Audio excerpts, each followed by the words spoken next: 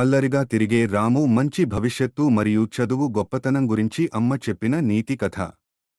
Before start video please like share and subscribe to my YouTube channel. పూర్వం రామాపురం అనే ఒక అందమైన గ్రామం ఉండేది. ఆ గ్రామంలో రాము అనే బాలుడు ఉండేవాడు.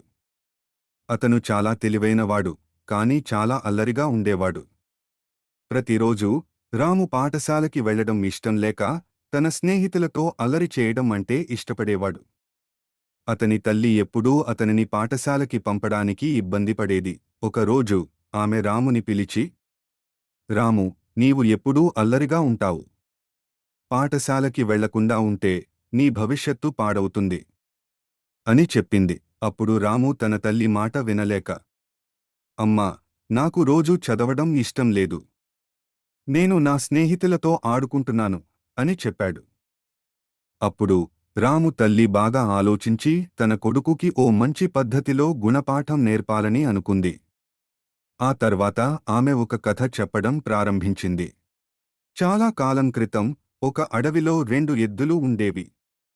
ఒకటి తెలివైనది, మరొకటి అల్లరిది. తెలివైన ఎద్దు ప్రతిరోజు సమర్థవంతంగా పనిచేస్తూ తన యజమానిని సంతోషపెట్టేది. అల్లరి ఎద్దు ఎప్పుడూ పనిచేయకుండా అల్లరి చేసేది. ఒకరోజు అడవిలో ఒక పెద్ద తుఫాను వచ్చింది. తెలివైన ఎద్దు తుఫాను రాకముందే సురక్షితమైన చోటుకు వెళ్ళింది.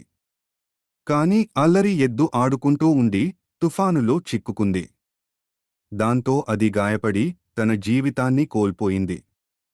రాము తన తల్లి చెప్పిన కథ విని, అమ్మా, నువ్వు చెప్పిన కథ నాకు బాగా అర్థమైంది.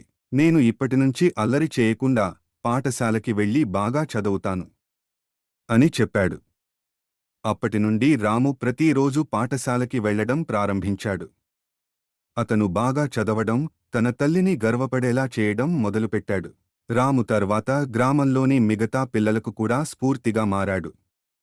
ఈ కథ మనకు ఎంతో విలువైన విద్య మరియు భవిష్యత్తు గురించి ఉన్న ప్రాముఖ్యతను నేర్పించింది.